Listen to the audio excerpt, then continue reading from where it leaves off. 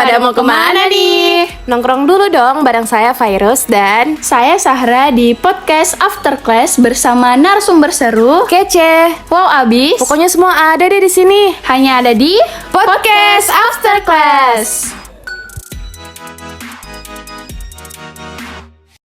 Halo, kembali lagi di Poteras Volume 2 episode 4. Bersama saya Vera Sabrina selaku podcaster pertama dan rekan saya. Saya Sahra di Nurmalina selaku podcaster kedua. Nah, pada hari ini kita akan membahas isu yang lagi hangat diperbincangkan baik di kalangan milenial, Gen Z maupun di kalangan umum.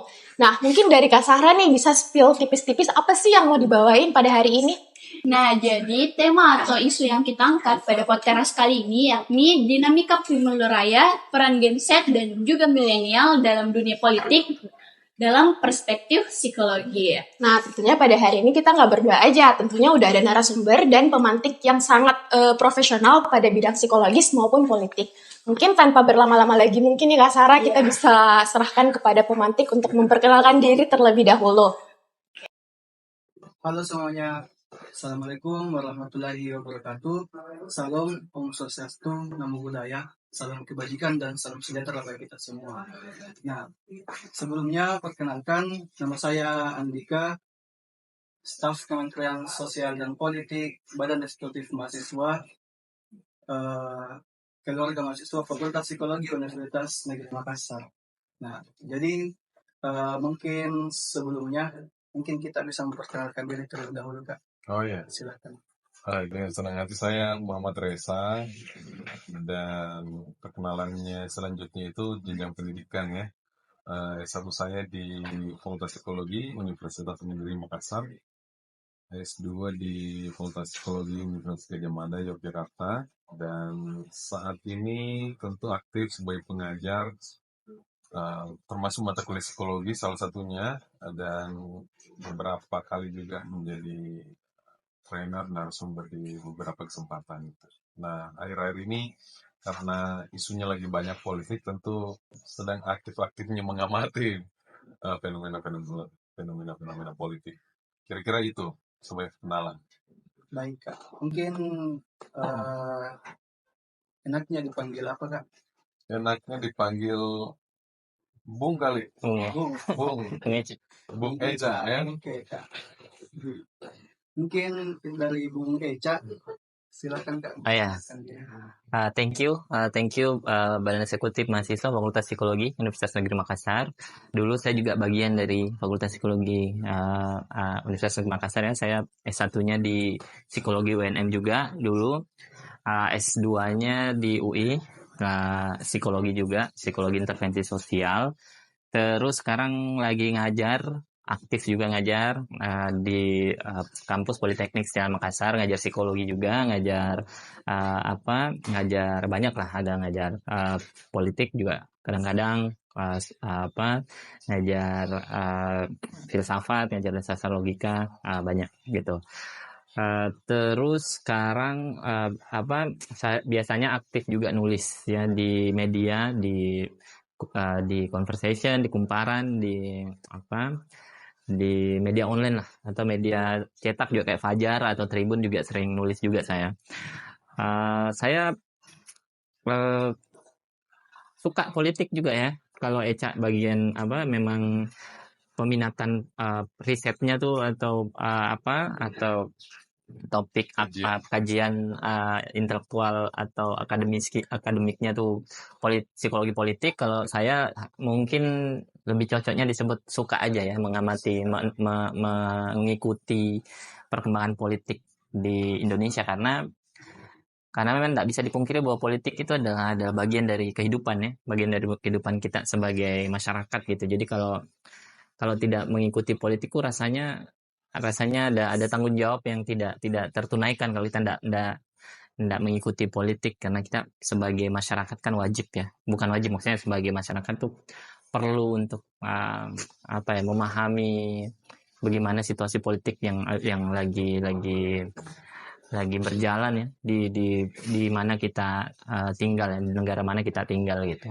Makanya saya suka dan mungkin senang sekali rasanya diundang sebagai teman bicara ya di podcast kali ini untuk bicara soal politik.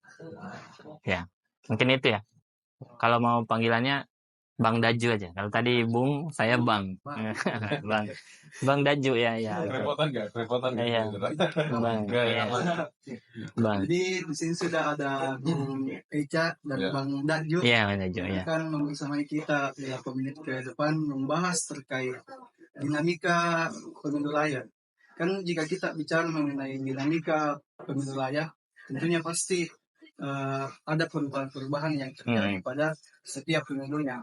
Pemilu yang dilaksanakan di 2019 pasti berbeda dengan pemilu yang akan mendatang di bulan Februari nantinya. Ya.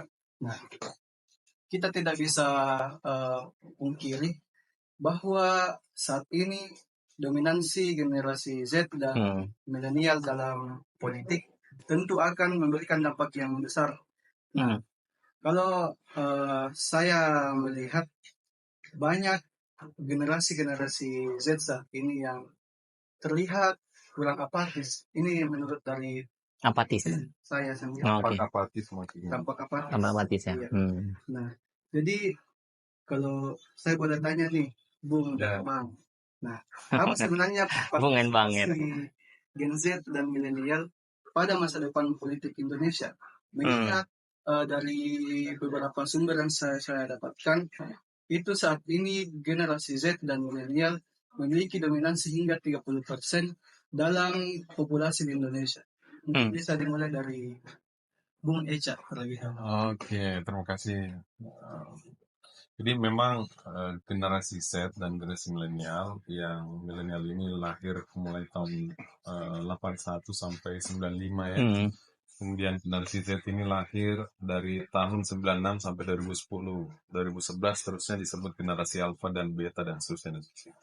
Nah, generasi milenial dan Z ini, mereka menjadi seksi untuk menjadi rebutan politik.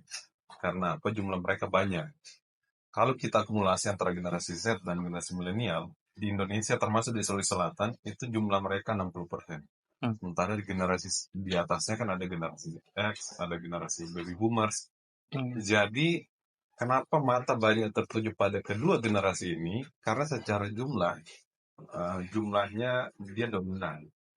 Jadi seandainya ada sistem, katakanlah pendekatan politik, kampanye politik, yang cocok pada dua generasi ini, maka kemungkinan dia akan mendapatkan ceruk suara yang besar. Itulah kenapa generasi milenial dan generasi Z ini selalu diikuti gayaan seperti apa sih kira-kira anak-anak milenial ini gitu kan. Cara bergaulnya seperti apa, dan itu kemudian ditiru menjadi gaya-gaya yang diadaptasi oleh politisi supaya apa? Banyak similarity atau kemiripan. Kemiripan ini yang akan menjadi jangkar yang menarik para pemilih ini untuk merasa dekat secara emosional dengan para politisi. Nah, itu kalau kita berbicara jumlah. Jadi secara jumlah memang mereka mayoritas. Meskipun sebenarnya ada beberapa problem juga, misalnya kalau kita lihat generasi milenial dan generasi Z. Umumnya kita, kalau kita berbicara kuantitas, kita akan melihat bahwa ternyata dua generasi ini tuh kalau digabungin dia mayoritas gitu ya. Tapi sebenarnya mereka juga sangat dinamis. Kenapa saya sebut dinamis? Misalnya kita capture bagaimana generasi ini aktif di media sosial. Itu kan dia aktif di ruang gemanya, di head chambernya gitu ya. Nah, ternyata tidak ada yang menjamin bahwa ruang gema ini nantinya akan berimplikasi kepada hak suara nanti di TPS. Jadi aktif di media sosial itu kita sebut sebagai sebuah keterlibatan politik atau political engagement. Kalau dia datang nanti di TPS, itu adalah partisipasi politik atau political participation yang disebut dengan partisipasi politik langsung.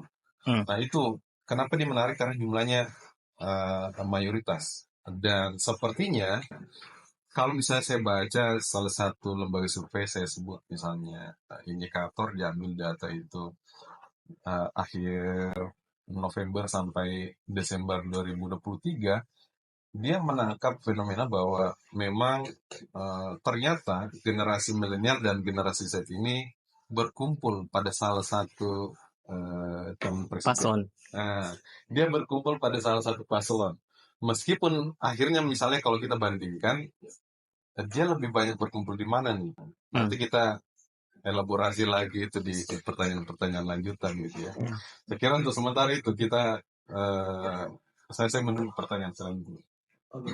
Memang kita tidak bisa pungkiri ada perbedaan antara generasi Z dan milenial dengan generasi lainnya dengan teknologi-teknologi saat ini yang sudah sangat maju, apalagi juga dengan keterlibatan media sosial. Mungkin dari Bang Daci sendiri, bagaimana melihat partisipasi Gen Z dan milenial untuk masa depan perpolitikan di Indonesia? Oke. Partisipasi Gen Z ya dan milenial ya terhadap politik Indonesia ya. Tadi udah disampaikan sama Bung Eca kalau ini pertama kalinya sepanjang sejarah politik Indonesia ya, sepanjang sejarah pemilu itu pesertanya itu didominasi oleh anak muda. Sebelumnya kan didominasi oleh boomer, oleh orang-orang tua. Jadi ini pertama kalinya sepanjang sejarah, itu mulai dari kita tarik ke belakang mulai dari tahun berapa ya? Pertama kali pemilu tuh Pemilu raya kembali kan 2004 mulai. ya 2004 kan pemilihan langsung dimulai kan. Dari dulu sampai sekarang itu yang mendominasi, yang paling banyak suara itu orang tua. Ini pertama kalinya tahun ini 2024 itu kita ya, milenial dan Gen Z ya, karena siapa Bung Andika ini kan Gen Z ya. Kalau saya kan milenial. Itu pertama kalinya. Jadi ini memang anak muda nih signifikan nih di dalam pemilu tahun 2024 ini nih. Mereka sangat berarti nih engagement-nya atau partisipasinya terhadap politik 2024. Nah, apakah pengaruhnya terhadap politik di Indonesia? Menurut saya, yang saya lihat, yang saya amati itu dari anak muda tuh mempengaruhi banget bagaimana kiranya politisi berkampanye. Itu yang saya lihat ya, karena politisi berkampanye itu berdasarkan demand dari masyarakat, berdasarkan apa yang dianggap laku oleh masyarakat kan. Kalau politisi merasa yang dianggap laku oleh masyarakat adalah yang joget-joget, politisi akan joget-joget kan, karena itu yang akan mendulang suara. Kalau politisi merasa yang laku di masyarakat yang ganteng, politisi akan melakukan segala cara memperbaiki pakai skincare atau apapun itu ya untuk dapat suara. Jadi demand tuh sangat penting, demand masyarakat sangat penting terhadap bagaimana gaya politik seorang politisi, gaya berkampanyenya seorang politisi. Kenapa gaya kampanye politisi itu penting? Karena gaya kampanye itu mempengaruhi situasi sosial. Misalnya gini, kalau masih kita ingat banget bagaimana Pilpres tahun Cebong Kampret itu tahun berapa ya? 2019 ya. Itu kan polarisasinya gede banget tuh. Ada yang satu dekat sekali dengan isu politik identitas, yang satu nasionalis dan lain-lain. Itu kan mempengaruhi, akhirnya menciptakan gesekan dalam masyarakat. Karena yang memang laku pada saat itu adalah demand dari masyarakat adalah isu SARA ya. Jadi yang dilihat oleh masyarakat yang dekat dengan tokoh atau organisasi atau kelompok Islam itu yang laku, yang nasionalis itu yang dibeli oleh masyarakat. Sekarang kayaknya demand-nya berubah nih. Demand-nya berubah, tidak ada lagi sepertinya kandidat yang menggunakan politik identitas untuk meraih suara. Mungkin ada tapi sangat minor, sangat kecil. Justru yang sekarang kelihatan tuh politisi tuh kayak rame di TikTok, live TikTok. Ada beberapa paslon yang akhirnya melakukan live TikTok ya. Ada juga yang menampilkan citra-citra gemoy dan lain-lain, ada juga kan.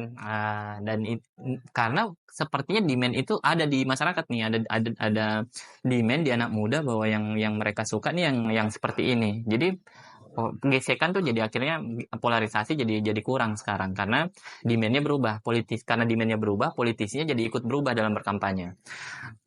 Jadi itu yang menurut saya salah satu signifikansi dari anak muda atau Gen Z atau milenial dalam politik 2024 kali ini, karena ngaruh banget ke gaya kampanye politik. Dan itu kalau saya pribadi menilai berarti arahnya ada nih kalau kita menciptakan demand yang positif ya, misalnya kalau kita menciptakan demand di dalam masyarakat bahwa anak-anak muda tuh sukanya politisi yang memperlihatkan kinerja atau track record yang bagus. Nah kalau ada demand itu dalam masyarakat, politisi pasti akan memperlihatkan itu, berkampanye pakai cara itu, berkampanye pakai senjata itu, dan itu saya lihat arahnya ada ke situ tuh. Kalau anak muda mau speak up ya. Ini yang menarik, ada satu riset ya dari Harvard ya, yang bilang bahwa untuk mengubah situasi politik dalam suatu masyarakat, perubahannya bisa signifikan tuh dibutuhkan cuma 3% orang yang speak up gitu di dalam seluruh populasi ya. Cuma 3% orang ribut menyampaikan aspirasinya tuh itu bisa menimbulkan perubahan yang signifikan di dalam situasi politik gitu. Jadi kalau anak muda speak up ya, itu bisa banget mempengaruhi situasi politik ya, mempengaruhi arah perubahan bangsa atau arah perubahan suatu negara itu bisa banget. Jadi kayak contoh kayak begini, bikin podcast kayak begini kan cukup ya. Jadi kita tidak perlu menunggu semua anak muda ini bersuara ya, tinggal sebagian dari mereka speak up, termasuk BEM ini bikin podcastnya.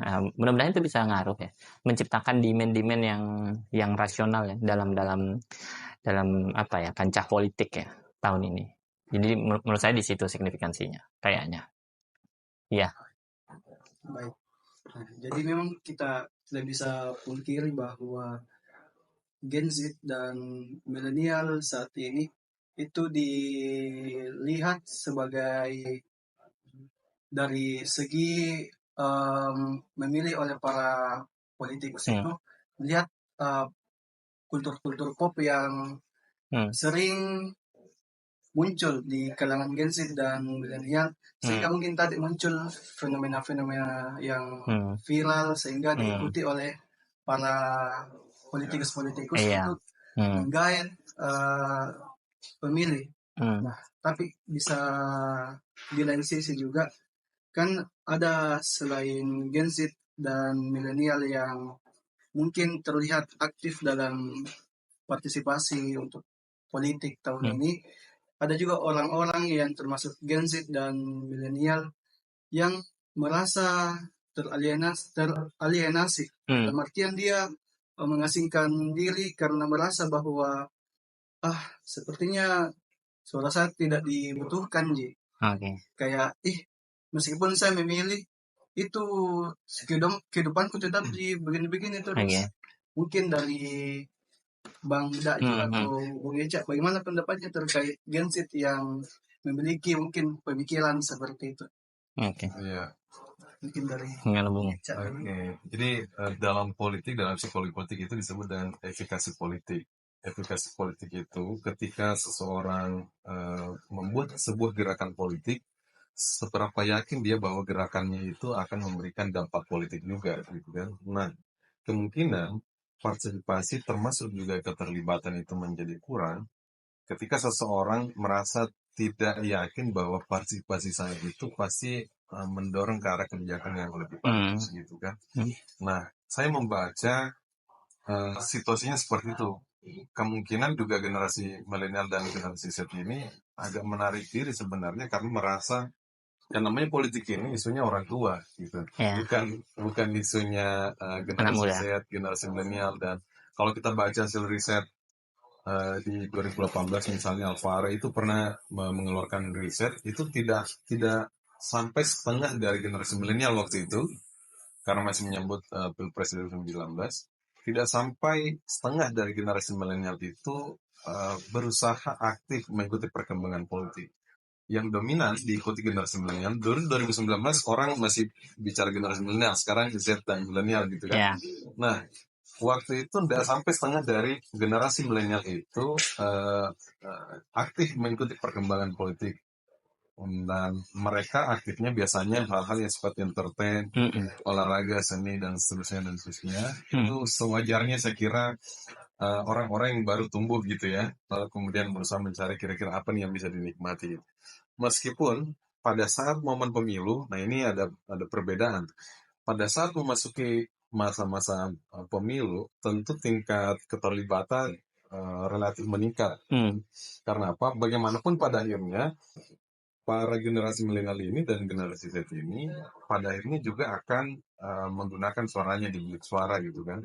Jadi sebenarnya perenungan yang harus tumbuh pada generasi milenial dan generasi Z, misalnya maksudnya begini, apakah pilihan saya sejauh ini, kita tidak bermaksud mengintervensi pilihan seseorang ya, tetapi apakah pilihan saya sejauh ini itu sudah berhasil lahir dari sebuah pemikiran kritis, setidaknya melihat bagaimana track record paslon yang bertarung, ya kan? Itu yang pertama. Yang kedua, dari tawaran visi misinya, apakah juga mereka mengajukan visi misi yang realistis atau visible untuk kita wujudkan misalnya kan? Karena misalnya paslon mengajukan saya akan buat program gratis ini atau sekian persen misalnya DP-nya gitu kan ada program-program seperti itu. Tapi generasi muda itu harus sampai kepada jangkauan-jangkauan pemikiran bahwa apakah isu kampanye yang diajukan oleh calon itu realistis untuk diwujudkan. Apakah sekedar janji manis dan terkesan manis maka kita pilih, ya kan beda itu terkesan bagus kemasannya kemudian kita beli, atau misalnya kita coblos, bisa jadi kita pilih kita coblos tetapi sebenarnya tidak realistis untuk diwujudkan. Nah, tantangan generasi milenial sendiri dan generasi Z ada di situ. Saya juga memperhatikan kecenderungan pilihan generasi milenial dan generasi Z ini itu berbeda antara generasi milenial dan generasi Z pada pilihan paslon misalnya. Saya sebut misalnya salah satu survei tadi indikator ya.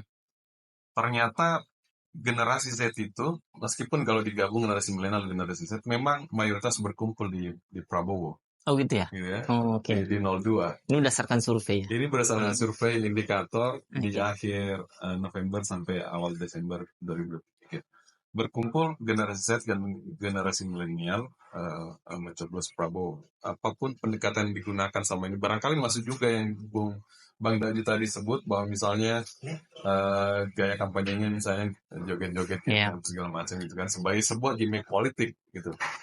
Nah, kalau saya perhatikan generasi Z dan generasi milenial di tempat di apa namanya ya pemilih Prabowo, kalau misalnya kita bandingkan ternyata relatif persentasenya lebih sedikit dibanding generasi Z-nya. Jadi kalau misalnya kita bandingkan seberapa banyak generasi milenial dan generasi Z yang memilih Prabowo, meskipun akumulasinya lebih tinggi pada akhirnya, tetapi jumlah milenialnya itu lebih sedikit dibanding generasi Z-nya. Saya mengamati kenapa bisa jadi seperti itu.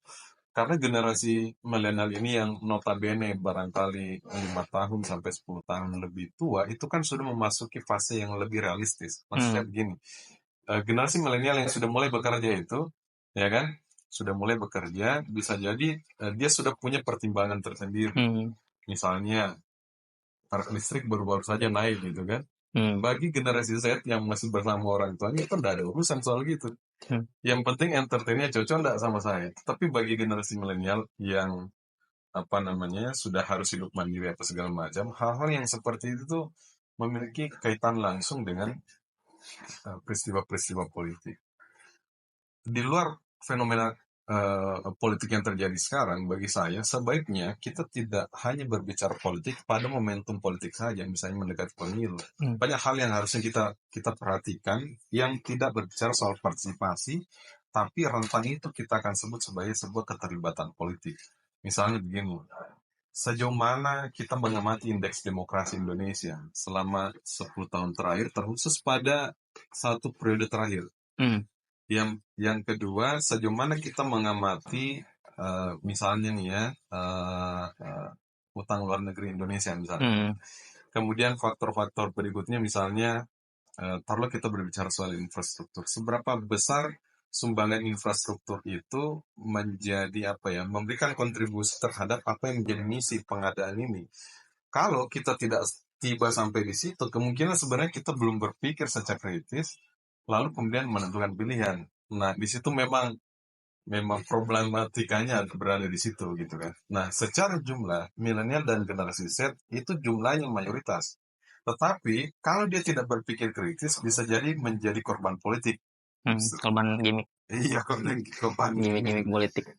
visi misi itu dia visible atau enggak masih bisa ditagih, tapi kalau gimmick enggak bisa ditagih. Iya, Ya enggak? betul. Jadi bagi saya itu adalah hal yang mesti menjadi perhatian kritis, karena sebenarnya jangan disia-siakan kesempatan menjadi kelompok mayoritas di pemilu 2024 ini. Benar. Saya kira begitu.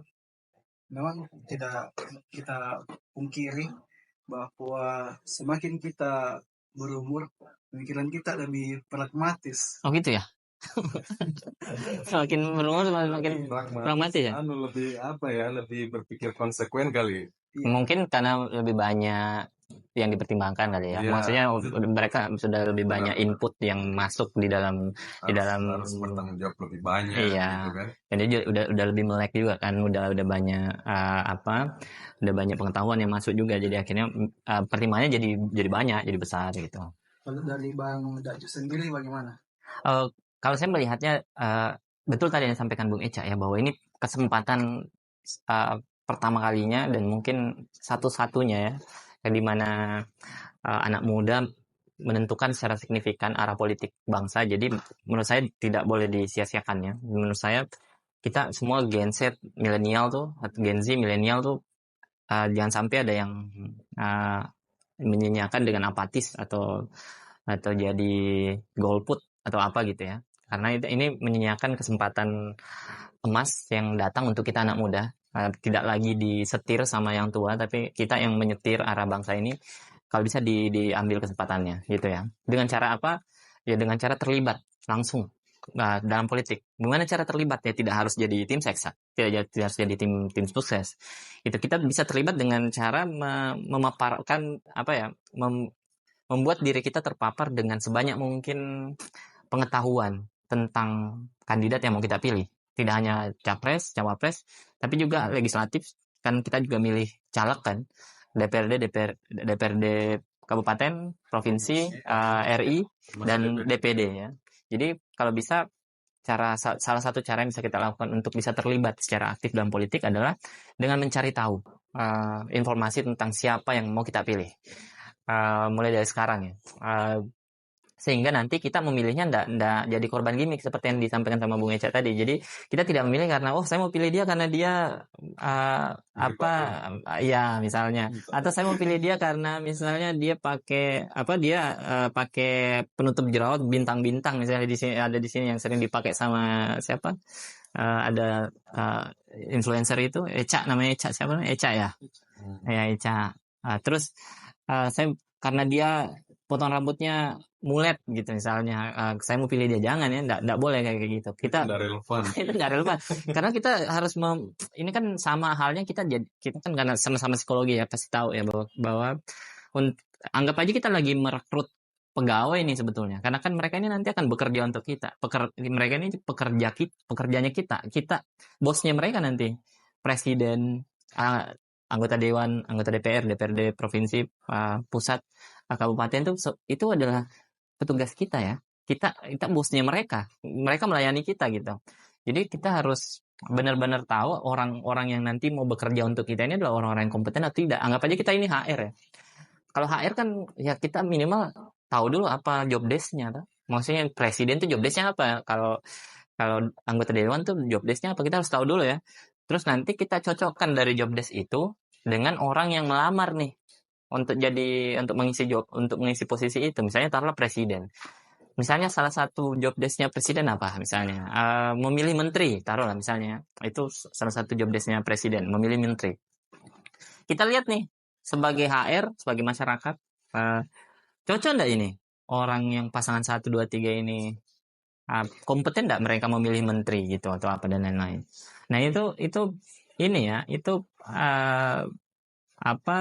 salah satu cara yang bisa kita lakukan untuk bisa terlibat dengan cara memperhatikan betul apakah kompetensi yang akan kita pilih ini betul-betul sesuai dengan posisi yang mereka mau lamar ya. Dan dalam hal ini ya sebagai pejabat politik ya, sebagai presiden, anggota legislatif dan lain-lain. Yang kedua adalah debat. Kalau debat tuh sesinya kita interview Kalau HR kan ada sesi tes psikologi dan lain-lain, terus ada sesi interview juga kan. Nah, debat itu sebetulnya sesi interview di mana kita apa ya, melihat bagaimana gagasannya mereka, bagaimana artikulasinya mereka terhadap visi misi. Di situlah kita sebagai masyarakat menginterview mereka, karena kan mereka ditanya ya, di dalam debat itu ditanya pertanyaan-pertanyaan dan mereka bisa jawab. Nah, di situ kita bisa lihat. Nah, dari semua itu kita bisa tahu tuh, oh ini cocok atau tidak nih untuk menduduki posisinya sebagai ini gitu. Terus berikutnya yang bisa kita lakukan selain itu adalah dengan mencari platform-platform yang bisa kita pakai untuk memilih kandidat yang mau kita pilih secara rasional. Kita bisa lihat ada platform-platform seperti yang dibikin ICW, Indonesian Corruption Watch, itu dia bikin satu platform situs yang isinya adalah caleg, yang isinya tuh memperlihatkan caleg-caleg yang punya track record korupsi, yang pernah jadi napi korupsi. Itu ada tuh platform yang dibikin sama ICW itu, saya lupa apa namanya. Jadi ketika kita buka websitenya, kita bisa lihat, oh ini napi-napi yang nyalek tapi dulu adalah napi korupsi, itu bisa kita tahu, ada orang-orangnya, bisa lihat di situ. Terus KPU juga bikin website di mana kita bisa lihat, kalau kita misalnya bingung kita dapil mana, kita tahu dapilnya tapi kita nggak tahu siapa orang yang ada di dapilnya, itu bisa dibuka KPU kita bisa lihat, oh dapilku ternyata yang ini orang-orangnya, dan di KPU bisa kelihatan tuh CV-nya, profilnya. Terus ada yang dibikin independen kelompok-kelompok independen lainnya, misalnya kayak yang dibikin sama Bijak Memilih dan lain-lain, itu Bijak Memilih ID juga itu bagus banget. Itu bisa dilakukan tuh. Karena anak muda tuh kan ada dua tipenya menurut saya di dalam masyarakat politik saat ini ya, khususnya anak muda. Yang pertama adalah yang tidak tahu, dia benar-benar nggak ngerti, nggak melek politik karena nggak tahu, nggak dapat akses informasi, nggak terpapar informasi soal politik. Sama yang kedua tahu, inform, dia tahu, inform, tapi frustasi, istilahnya kayak menyerah gitu dengan keadaan. Maksudnya dia tahu, oh ya saya mengerti politik, melek politik, tapi pasrah, aduh kayak politiknya nggak bisa diselamatkan lagi di bangsa ini, kayaknya lebih baik masuk jurang aja mendingnya gitu ya. Ada dua tipe. Jadi kalau yang pertama tentu saja dengan saya nggak tahu yang mana yang prevalensinya lebih besar ya, yang pertama atau yang kedua. Tapi ini potret masyarakat. Jadi yang tadi mungkin Andika bilang itu bahwa ada apatisme dalam anak muda terhadap politik, mungkin penyebabnya ada kalau bukan mereka nggak tahu, kalau yang kedua mereka tahu tapi menyerah dengan keadaan. Menurut saya sih saatnya nih tahun ini untuk kita, buat yang menyerah dengan keadaan ini, bisa nih kita mengubah keadaan nih. Jadi bangun gitu, jangan lagi menyerah gitu, bangun gitu. Kalau yang tidak tahu ya tentu saja banyak ya, apalagi kayak Gen Z itu banyak yang jadi first voter ya, atau debutan dalam pemilu ini, pemilu pertamanya tahun ini gitu. Nah itu kan mungkin adalah kelompok orang-orang yang memang belum mengerti politik dan lain-lain ya. Wajar sih kalau mereka akhirnya terpengaruh gimmick-gimmick politik.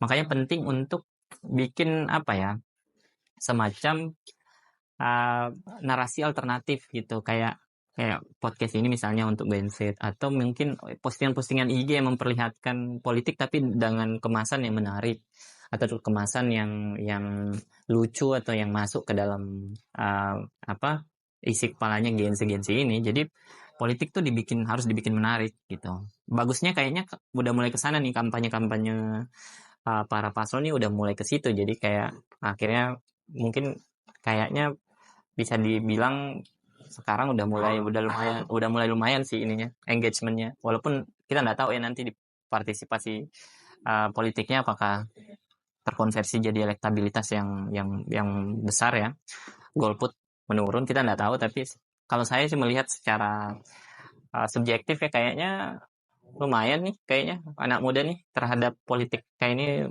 kali ini lebih tertarik lah gitu. Mungkin ketika teman-teman generasi Z dan milenial menonton ini, mungkin ada yang berpikir, oh ternyata suara saya sangat berarti ya dalam banget politikan yang ada di banget. Nah, Mungkin ada juga yang bertanya, Bung dan Bang, terkait saya Kayak saudara Bung dan Bang ya. Kayak Ipin dan Upin.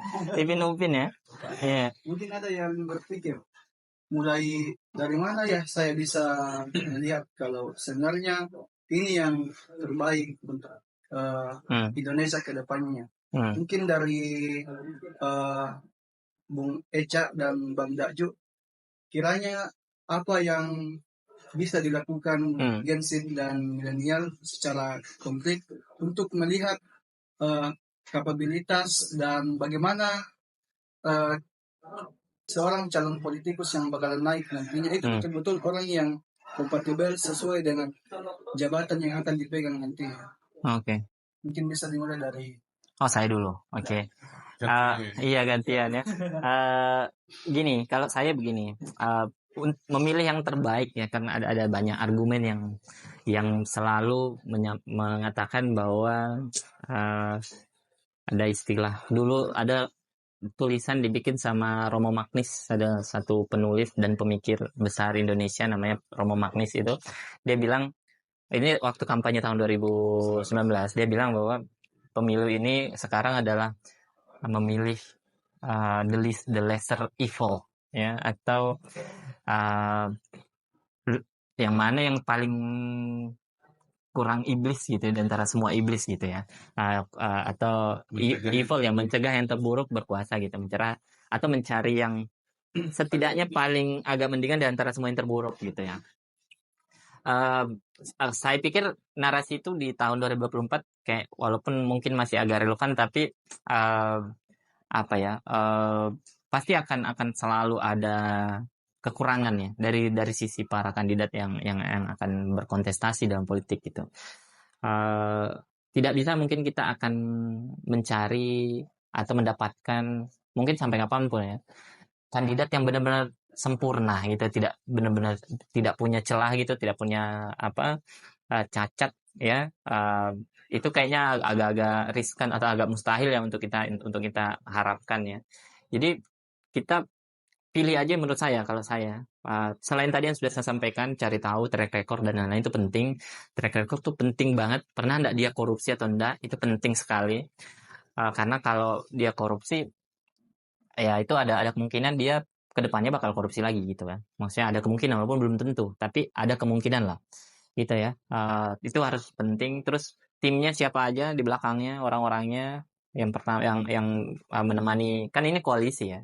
Jadi mereka tidak hanya nyalon tuh, mereka berdua tuh tidak berdua doang, itu ada tim di belakangnya kan. Nah, kita lihat orang-orang di belakang situ pernah enggak mereka korupsi, ada enggak pernah tersendat kasus dan lain-lain. Terus yang ketiga partainya partai apa gitu. Partai itu penting juga untuk kita lihat, karena partai itu bisa dicek rekam jejaknya dari dulu sampai sekarang. Misalnya undang-undang seperti apa yang partai itu golkan di dalam prolegnas misalnya, atau di dalam parlemen gitu. Di isu-isu seperti apa yang mereka dukung dan lain-lain, itu penting banget tuh untuk kita lihat. Jadi mungkin bisa dibilang seperti ini ya narasinya. Mungkin anak-anak muda tuh perlu milih isu dulu ya. Jadi teman-teman tentukan dulu isunya apa. Karena kan kita untuk nyari yang terbaik itu subjektif ya. Menurut kita yang terbaik apa? Karena masing-masing punya celah, masing-masing punya kekurangan ya.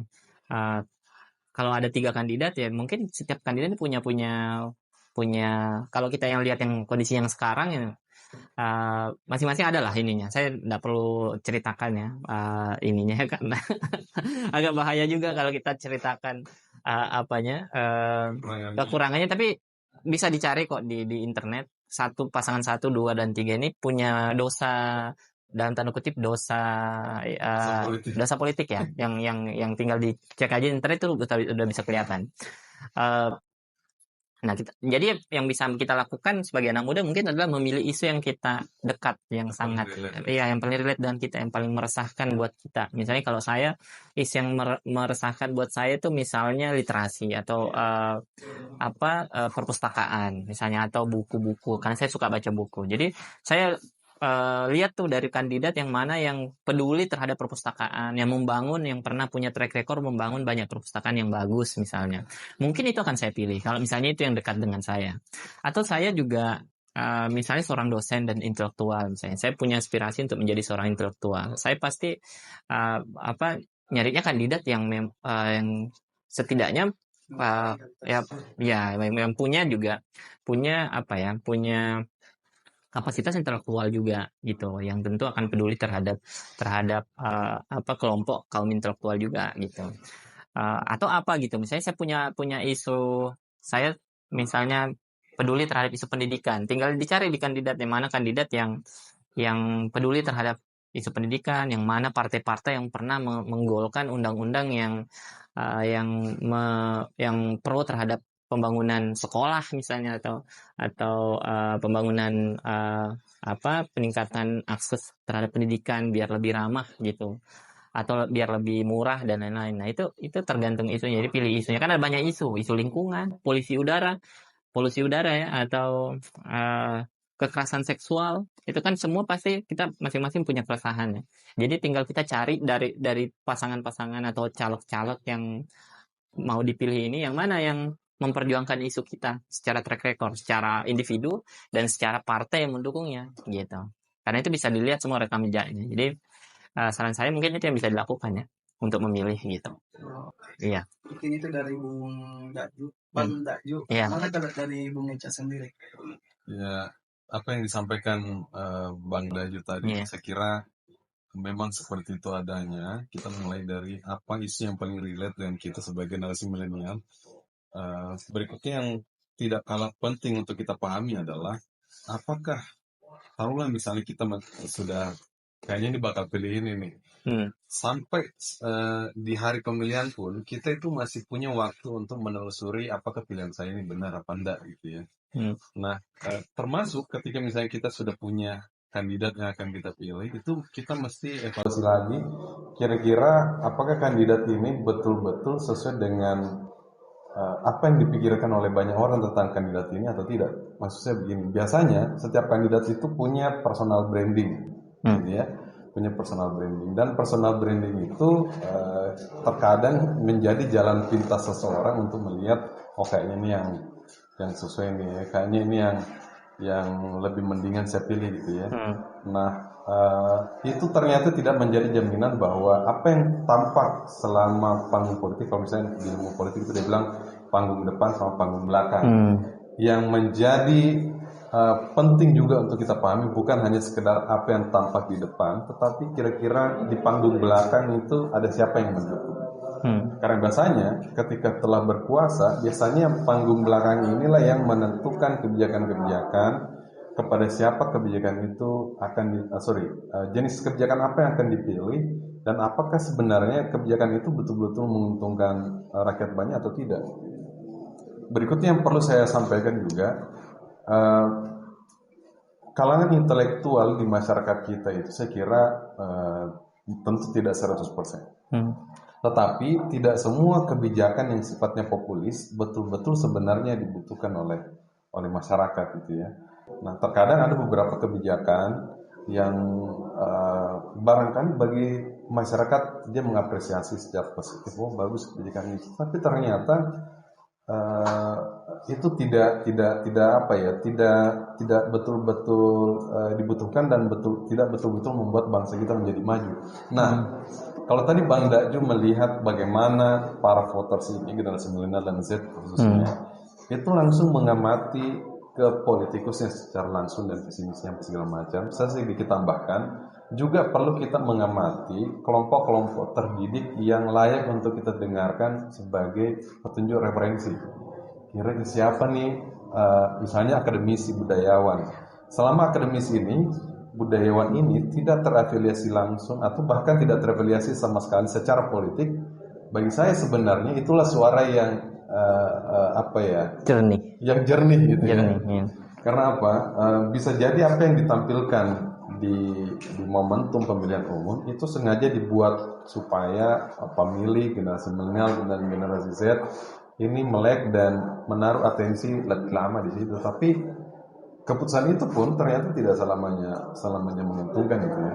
Khusus untuk bagian ini saya kira bagi siapapun yang mengamati nanti ini menyaksikan tontonan ini adalah bagian yang secara khusus boleh ditelusuri langsung oleh siapapun penonton podcast ini gitu ya. Apa yang dimaksud dengan apakah kebijakan yang diambil itu ketika misalnya dia populis ternyata betul-betul menguntungkan rakyat atau tidak? Karena tidak semua yang kebijakan yang disenangi oleh rakyat itu ternyata betul-betul menguntungkan kita sebagai warga negara. Oleh karena itu, meskipun kita sudah menganggap kayaknya ini bagus nih, boleh kita membandingkan atau melihat second opinion istilahnya dari akademisi, dari budayawan atau siapapun itu misalnya yang kita anggap jernih. Kenapa jernih? Karena tidak terafiliasi dengan satu kelompok politik tertentu. Artinya, dia berbicara itu demi bangsa, bukan demi kelompoknya. Nah, kelompok-kelompok inilah yang bisa menjadi sumber suara yang perlu juga untuk kita perhatikan. Saya kira itu. Jadi tidak lagi berbicara hanya sekedar apakah terlibat atau tidak, tapi jenis keterlibatannya itu apakah berkontribusi bagus atau tidak untuk bangsa kita setelah 2024 nanti. Nah, itu teman-teman Gen Z dan milenial bisa dengar tuh apa kata Bung Eca dan Bang Dakju. Mungkin ketika bingung terkait saya bagaimana ya melihat para politikus untuk memilih nantinya. Nah, mungkin dari Bung Eca tadi melihat siapa saja orang yang di belakangnya, dan dari Bang Dakju melihat apa minat isu dari Gen Z dan milenial. Nah, kan kita ini orang-orang psikologi, tentu ketika berbicara mengenai memilih atau mengambil keputusan, ada proses-proses psikologi yang terjadi di sini. Terkhusus dalam panggung politik, pasti ada banyak hal-hal yang berbau psikologis yang berdampak terhadap bagaimana Gen Z dan milenial ini memilih. Dari Bung Eca dan Bang Dakju, mungkin bisa mengutarakan pendapatnya terkait apa saja sebenarnya sih yang mempengaruhi seseorang ketika memilih dari perspektif psikologi.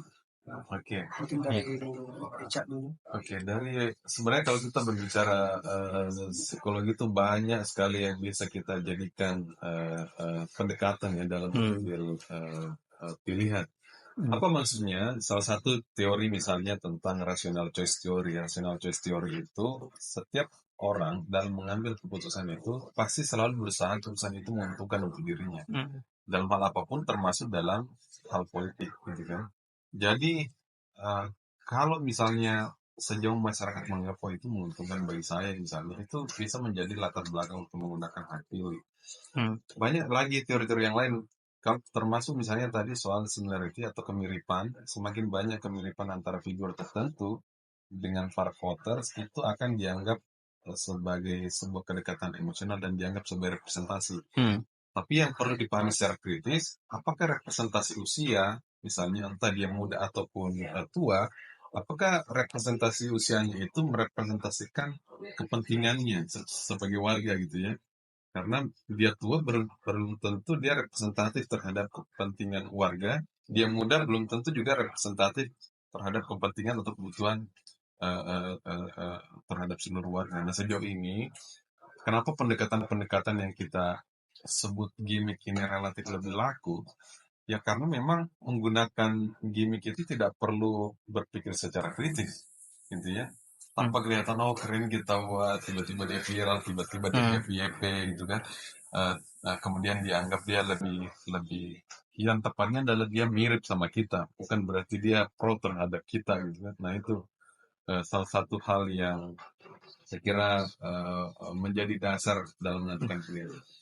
Yang terakhir juga yang bisa menjadi alasan seseorang menentukan pilihan itu adalah mau tidak mau kita harus menyebutkan bahwa afiliasi politik gitu ya, bahwa meskipun dia lebih muda, tapi kalau misalnya afiliasi politik mulai dari orang tuanya terkoneksi dengan salah satu elit politikus, bisa jadi pilihan politiknya dipengaruhi oleh, bisa juga faktor suku, meskipun faktor kesukuan itu lambat laun mulai terkikis dengan isu-isu apa namanya yang lebih lebih progresif gitu ya. Dan kalau misalnya kita perhatikan di 20 tahun yang lalu kira-kira di tahun 2004 gitu ya, itu orang masih banyak menggunakan pendekatan-pendekatan yang sifatnya identitas. Misalnya OJK dari Sulawesi Selatan, orang Sulawesi Selatan kemudian banyak milih JK ini faktor identitas sosial, berarti teori identitas sosial gitu ya yang kita pakai.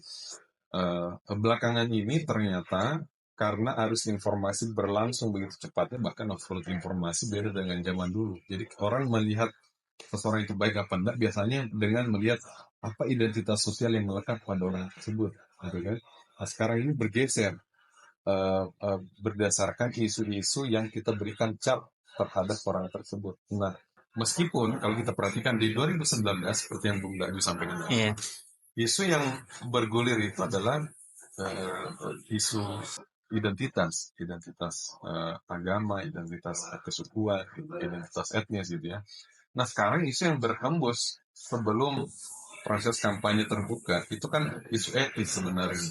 Nah bagi saya isu etis ini menarik. Kalau kita berbicara misalnya soal psikologi perkembangan, orang itu mulai tumbuh aspek moralitasnya itu di usia 11 tahun. Gitu ya. Tetapi itu tumbuh di lingkungan keluarga awalnya begitu. Semakin bertambah usianya, semakin keluar lingkaran pemahaman isu etisnya, isu moralnya gitu kan. Artinya apa? Bagi generasi Z yang baru saja punya hak suara, masih dekat sekali dengan usianya 11 tahun, kemungkinan masih butuh waktu memang untuk memahami prinsip-prinsip etis, prinsip-prinsip moral, dan itu mau tidak mau juga termasuk mempengaruhi bagaimana cara pandang generasi ini terhadap paslon-paslon atau partai politik misalnya tentang politik uang, misalnya tentang isu lain, misalnya tentang isu politik dinasti, isu lain misalnya tentang mantan koruptor maju dalam pemilihan umum. Itu kan isu-isu yang terus bergulir. Nah, meskipun barangkali berjalan lambat, tapi setidaknya tanda-tanda itu ada bahwa ternyata model atau kognisi politik masyarakat itu sekarang sudah mulai bergeser ke isu. Jadi tidak lagi hanya sekedar identitas sosial saja, tetapi bergeser melihat isu apa yang melekat pada setiap kandidat. Nah, sekarang kalau kita perhatikan siapakah yang berhasil menguasai isu lebih banyak gitu kan. Nah, itu kita bisa mengamati siapa yang paling banyak berteman dengan media misalnya. Mulai dari misalnya partai politiknya terafiliasi oleh media tertentu, kemudian selain soal media, ini soal gerbong politik gitu ya.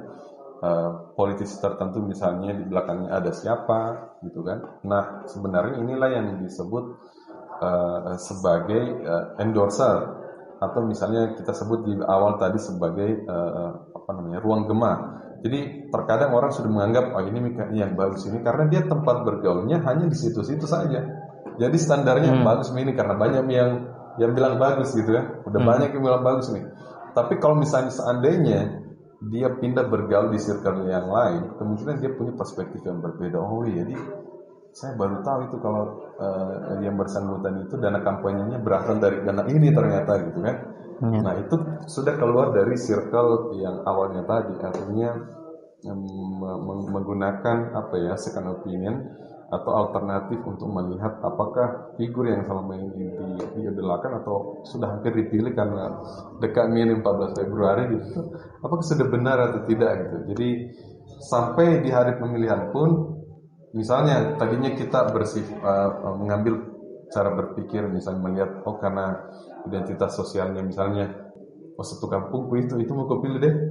Nah itu sah saja orang menggunakan alasan alasan politik seperti itu.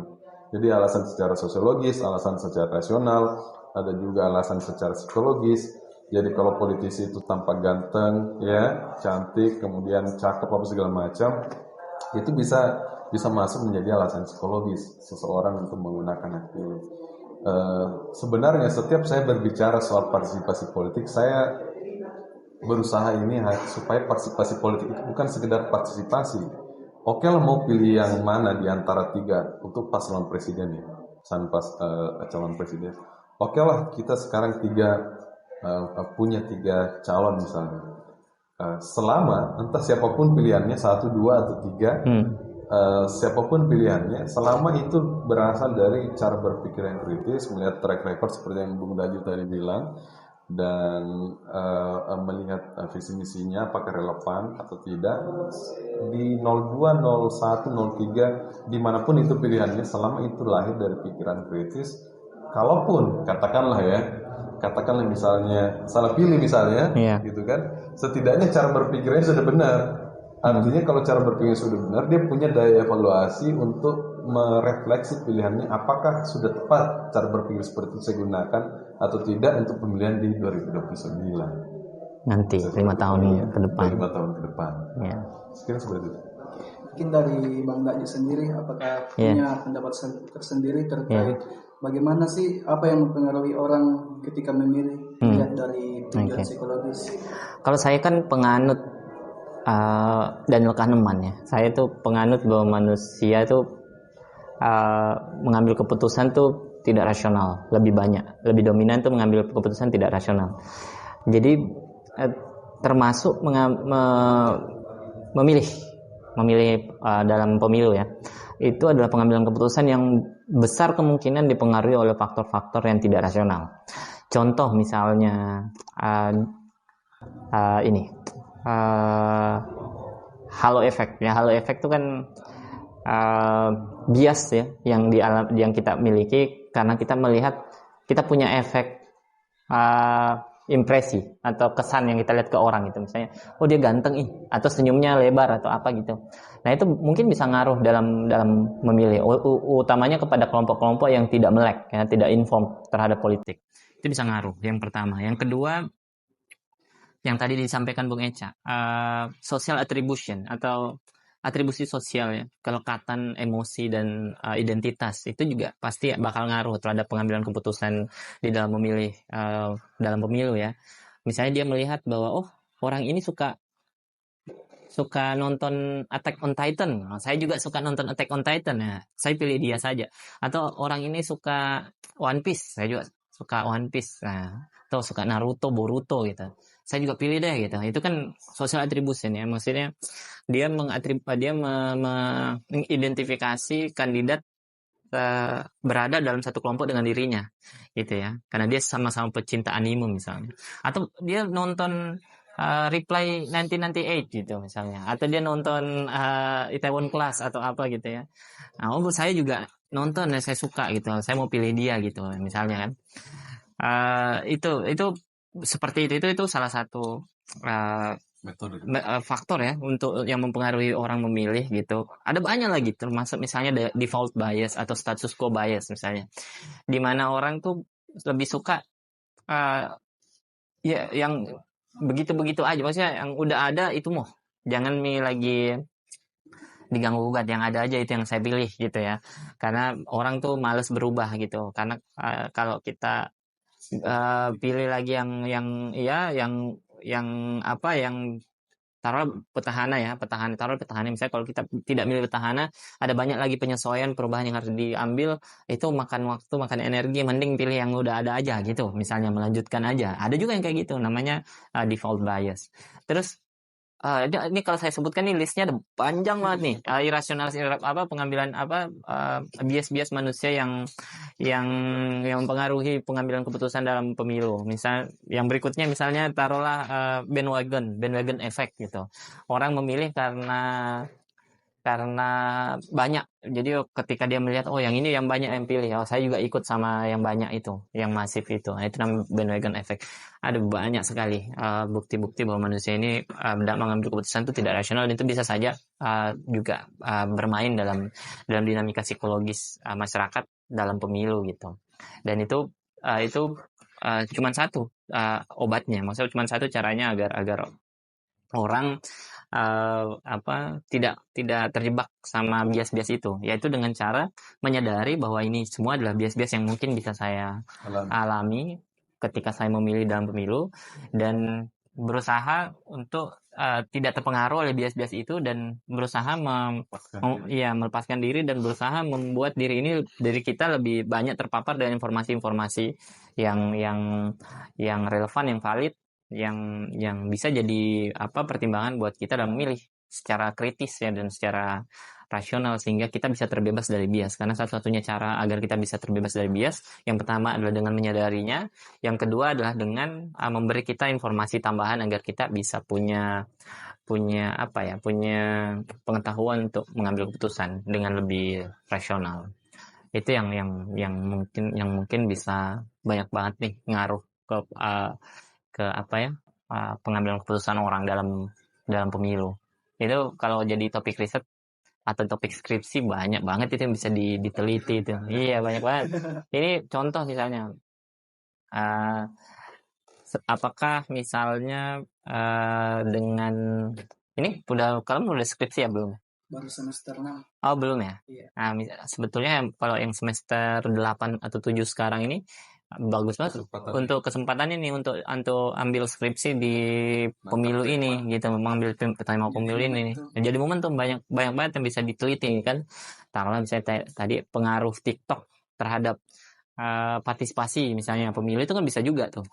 Karena saya punya teman itu dulunya saya tahu dia tidak peduli politik, tapi gara-gara dia main TikTok akhirnya jadi setiap hari ngomonginnya soal politik. Gara-gara yang ada di FYP-nya dia itu adalah politik, semua soal debat capres, soal pemilu dan lain-lain. Itu tuh ternyata bisa jadi ya, barangkali saya menduga kayaknya TikTok ada ngaruh terhadap peningkatan awareness, political awareness gitu, atau kesadaran politik masyarakat. Nah, itu juga bisa diteliti tuh. Nah, itu bisa banget tuh. Di sini siapa yang teman-teman psikologi yang butuh ide skripsi, ya itu bisa diambil tuh terhadap politik gitu ya. Iya, salah satunya.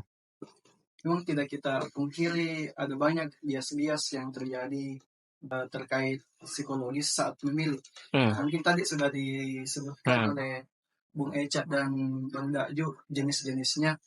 Mungkin sebagai penutup nih untuk teman-teman Gen Z dan milenial, mungkin ada pesan dari Bung Eca dan Bang Dakju, apalagi dengan adanya Gen Z yang baru memilih, termasuk saya juga baru memilih tahun ini. Oh iya, first voter ya. Kamu mau milih enggak? Mau milih enggak? Wajib, Kak. Oh, oke. Berarti kamu enggak golput? Enggak golput. Oke, bagus. Sebaiknya jangan dulu. Ya, mungkin saya dulu ya. Nanti ditutup sama Bung Eca ya.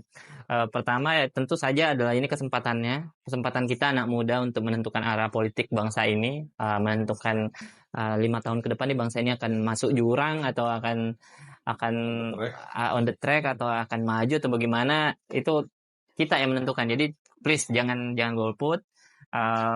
Kalau bingung, kalau frustasi, kalau apa, cari tahu aja di internet, banyak di TikTok nggak apa-apa, banyak yang kredibel informasinya, saling memberi informasi satu sama lain. Yang kedua adalah